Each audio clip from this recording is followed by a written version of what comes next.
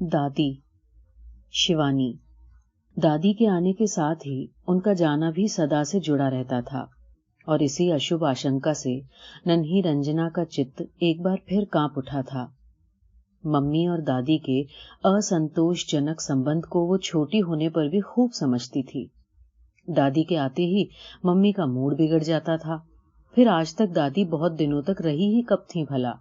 जब भी दादी आती, मम्मी डैडी बड़ी रात तक अंग्रेजी में लड़ते रहते और फिर स्कूल से लौटकर दोनों भाई बहन देखते कि दादी कहीं भी नहीं है। क्यों मम्मी, दादी चली गई क्या? दोनों तुनक्कर एक ही प्रश्न पूछते। हाँ, चली गई, मम्मी ऐसे स्वर में उत्तर देती कि दोनों सहमकर चुप हो जाते। इसी से आज रंजना विशेष रूप से दादी से लिपटकर अभय दान की याचना करने लगी। प्रॉमिस दादी, तुम इस बार भागोगी नहीं। दादी की कोटरग्रस्त आंखें स्नेह अश्रुओं से छलक उठी। ठीक ही तो कहते हैं गुणीजन, हंसिया अपनी ही ओर काटता है। हजार हों, हैं तो दोनों उसी के रक्त मज्जा मांस के टुकड़े। हाय मेरी लाडो, तुम्हें छोड़कर कहाँ जाऊंगी भला। आश्वस्त होकर हाथ का बस्ता हिलाते दोनों सीढ़ियां उतर गए। स्टेशन जाने से पहले बड़ी बहू जो डंक दे गई, उसकी पीड़ा का साल पौत्री के स्नेह ने खींचकर रख दिया। बड़ी बहू के परिवार को लेकर वो पिछले शनिवार को छोटी के पास पहुंची थी। करती भी क्या, जोधपुर में मरे पाकिस्तानी बम ओले से बरसने लगे थे।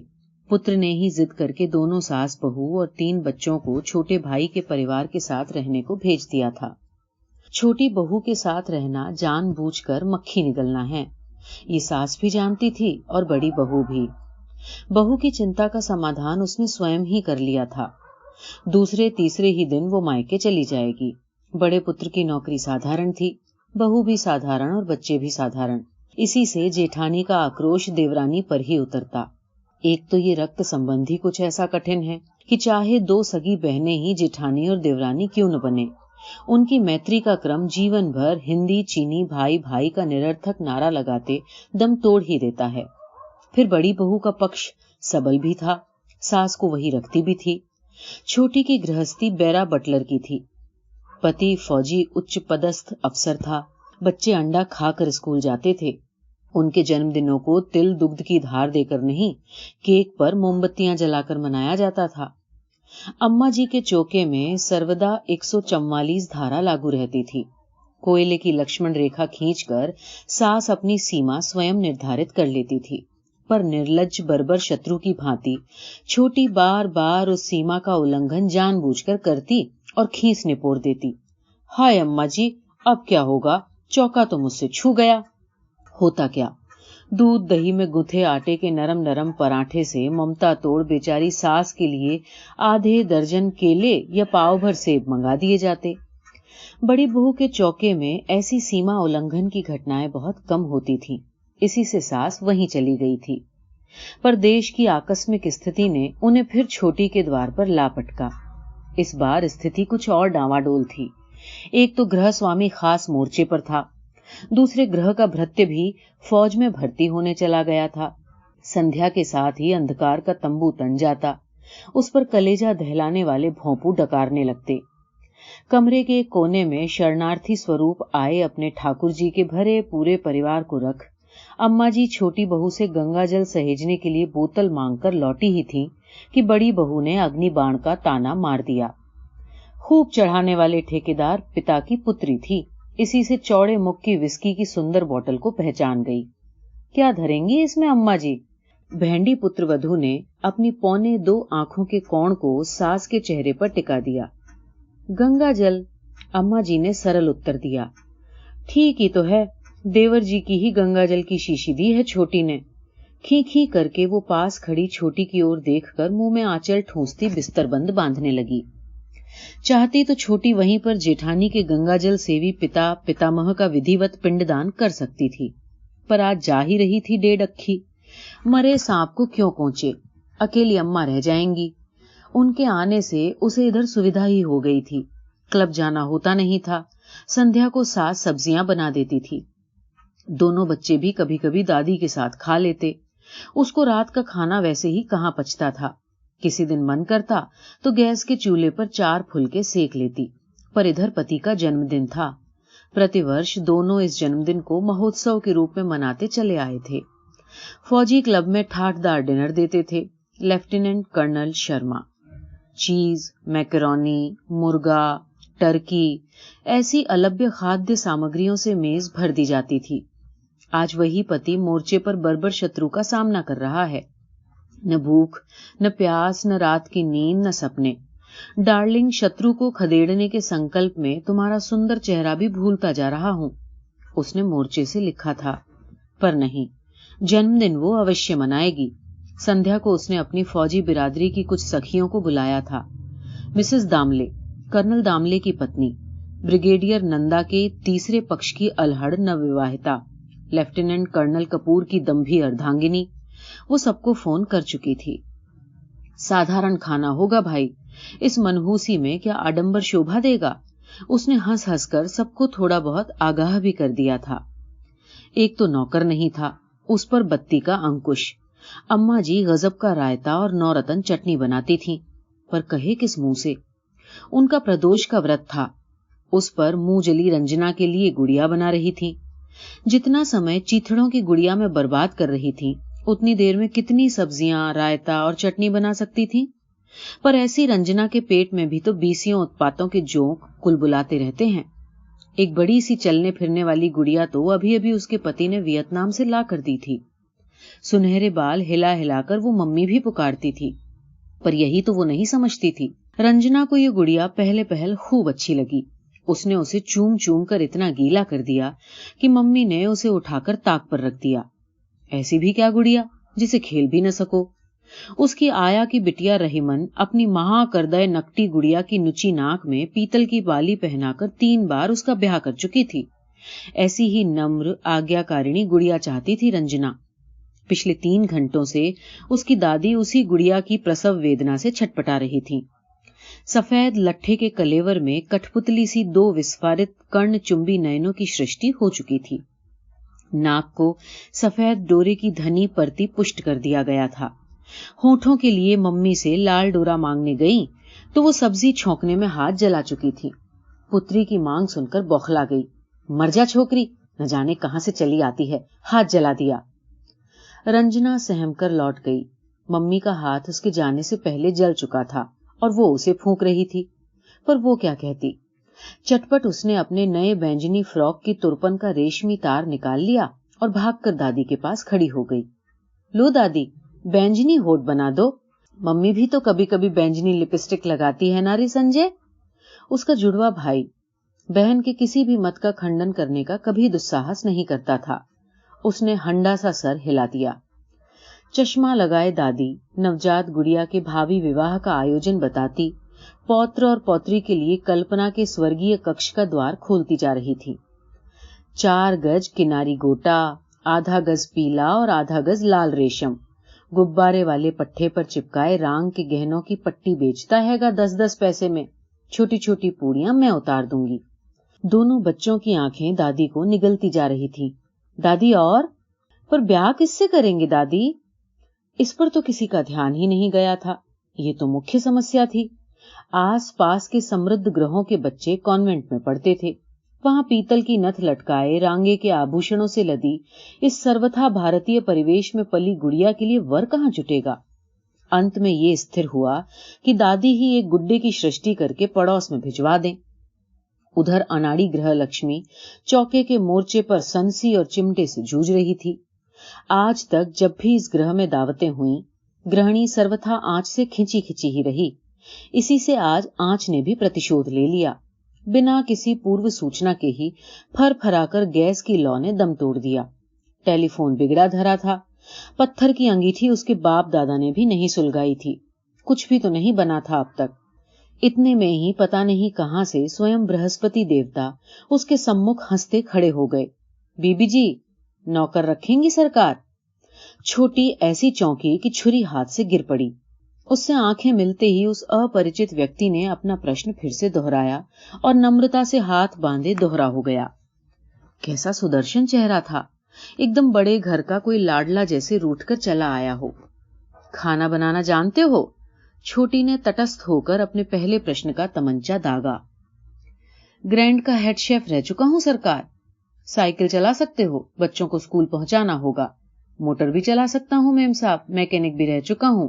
वो हंसा और उसके स्वस्थ दांतों की उजली मुस्कान ने छोटी को जीत लिया। जात क्या है जी तुम्हारी और नाम? छोटी ने जानबूझकर ये प्रश्न पूछा क्योंकि सास न जाने कब उसके पीछे आकर खड़ी हो गई थी। उस सुदर्शन युवक ने हंसकर अपने झोले से कागजों का एक मुड़ा पुलिंदा उसकी ओर बढ़ा दिया। विभिन्न सर्टिफिकेटों में स्पष्ट टाइप के अक्षरों में भोलानाथ त्रिवेदी के कार्यपटु होने की मुक्त कंठ से प्रशंसा की गई थी।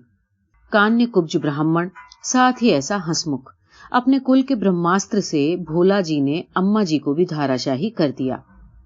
चटपट भोला को नियुक्ति पत्र मिल गया। ऐसे हीरे के टुकड़े को हाथ से जाने दे, ऐसी मूर्खा नहीं थी छोटी।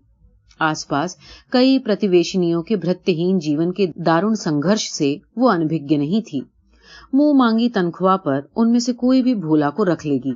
20 रुपए खुराकी पर भोला ने पिछवाड़े के सागर पेशे में अपना डेरा डाल लिया। दोनों बच्चे भोला को देखते ही लट्टू हो गए। कैसा अंग्रेज सा गोरा था, मूंछों के बाल कैसे थे, एकदम सोने के तार से। हंसी को गले में ही ऐसे घुटा कर हंसता था कि दोनों कंजी आंखें मुंद जाती। उस पर क्या बढ़िया गोश्त बनाता था। 8 ही दिन में भोला ने घर की गृहिणी और बच्चों को मोह लिया। एक अम्मा जी पर ही उसका जादू नहीं चल पाया। मरा कंजा है बहू, कैसी बिल्ले की सी आंखें हैं। वो कहती तो छोटी टोक देती, आप भी कैसी बातें करती हैं अम्मा जी, आंखों से हमें क्या लेना देना। हाथों में तो गजब की फुर्ती है और हरदम हंसता रहता है। एक विशन सिंह था मुआ, 1-2 ही मेहमान आ जाएं तो मुंह फूल कर कुप्पा। यहाँ तो आजकल घर दिन रात होटल बना रहता है। अम्मा जी ने बहू का प्रच्छन्न व्यंग समझ लिया।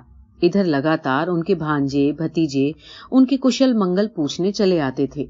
इसी से घर को होटल के विशेषण से विभूषित किया गया था।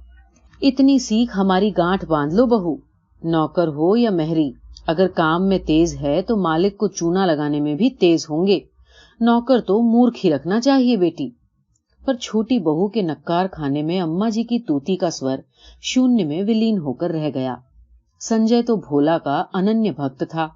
He is a terrific shot mummy, हवा में नया पैसा उछालकर मेरी एयर गन से छेद देता है, गजब का निशाना है। संजय की आंखें प्रशंसा से चमकने लगती। रेडियो की खबरें आती तो भोला खरगोश सा चौकन्ना हो जाता। हमारी फौज पाकिस्तानियों को पटापट पटक रही है, लाहौर का हवाई अड्डा भी हमने ले लिया। भोला नन्हा संजय जोश में आकर हवा में मुट्ठियां चलाने लगता। भोला की चिंतातुर मुद्रा देखकर छोटी का हृदय गर्व से भर उठता। कैसा जागरूक नागरिक है, हर बुलेटिन को सुनने तवे की रोटी छोड़कर भाग आता है। रात को नित्य भोला घूमने निकल जाता था।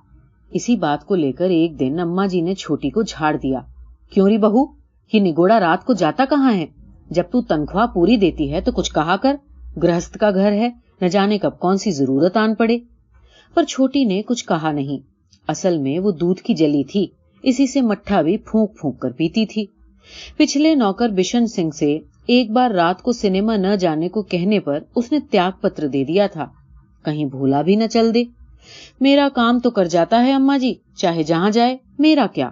कहने को तो वो कह गई, पर मन ही मन उसे चिंता का घुन लग गया था। 1-2 दिन से भोला उसके लिए उलझे ऊन के गोले की भांति नित्य अधिक से अधिक उलझता जा रहा था। रात का खाना निपटाकर वो बड़ी हड़बड़ी में एक झोला लेकर निकल गया था। आधी रात को जब वो गुसल खाने जा रही थी तो देखा कि चोर की भांति भोला दबे पैरों अपने सागर पेशे की ओर जा रहा है और साथ में बड़ी बड़ी मूंछों वाला फिल्मी खलनायक सा एक महाकुत्सित व्यक्ति भी था। अब क्या करे? क्या अम्मा जी को बता दे? और कहीं पूछने पर भोला का कोई निरीह आत्मीय निकला तो अच्छा भला नौकर भी हाथ से चला जाएगा। दूसरे दिन हंसता मुस्कुराता भोला चाय लेकर आया तो वो कुछ भी नहीं पूछ सकी। कल एक दोस्त के साथ पिक्चर देखने चला गया था मेम साहब, इसी से उठने में देर हो गई। उसने अपनी दंत मंजन के विज्ञापन की सी उजली मुस्कान का दर्पण चमकाया। ऐसी नम्रता की बाढ़ में भला किसका क्रोध न बह जाता। ठीक है भोला, तुम चटपट अम्मा जी को कलई के गिलास में चाय दे आओ, आज उनकी एकादशी है। अभी लीजिए सरकार।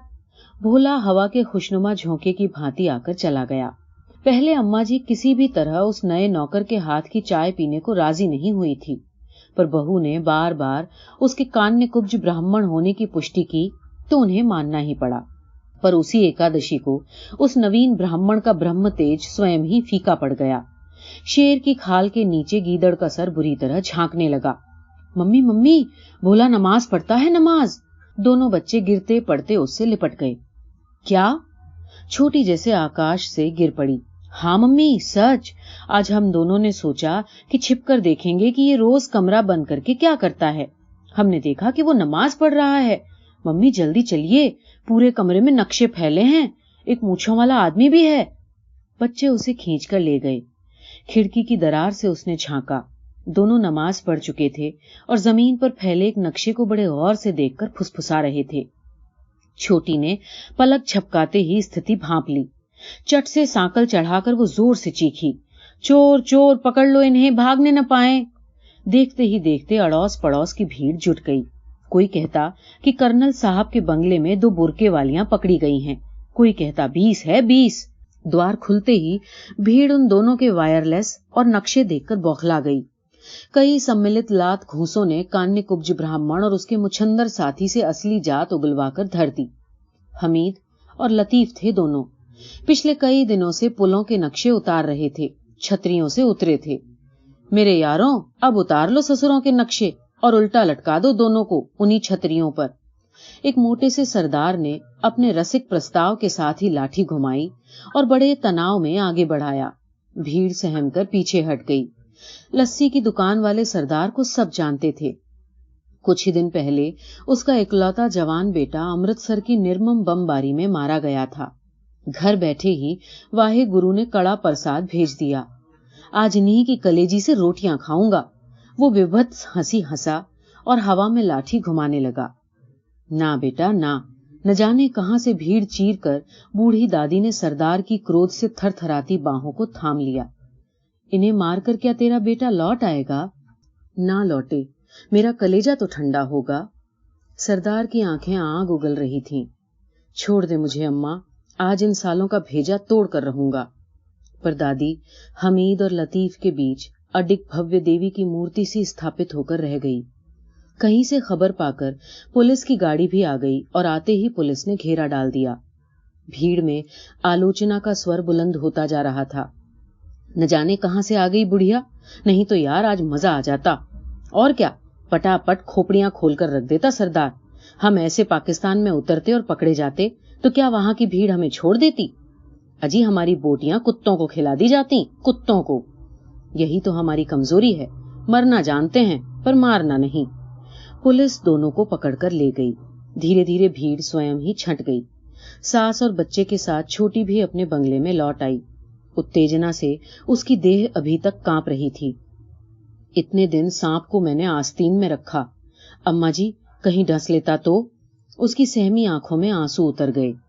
दादी के हृदय ने उस सांप को क्षमा कर दिया था, पर संस्कारों ने अभी भी घुटने नहीं टेके थे। एक लंबी सांस खींचकर वो सोफे पर लुढ़क पड़ी। मुझे तो डस ही गया। बहू, पितृपक्ष की एकादशी के दिन मुआ गिलास भर चाय पिलाकर तार गया मेरे पुरखों को। अब आज ही की रात गाड़ी से काशी चल दूंगी। झरझर कर उनकी आंखें बरस पड़ी। नहीं दादी नहीं, मेरी गुड़िया के लिए गुड्डा कौन बनाएगा? रंजना दादी से लिपट गई, पर नन्ही पौत्री के दुलार भरे बेड़ी के बंधन भी उन्हें रोक नहीं पाए। नहीं लाडो, मुझे आज ही काशी जाकर प्रायश्चित करना होगा। और उसी रात की गाड़ी से दादी रंजना की गुड़िया को चिर स्वयंवरा छोड़कर पुण्य सलीला भागीरथी में तिल पात्र और गोदान के साथ 120 डुबकियां लगाने का पावन संकल्प करके काशी चली गईं।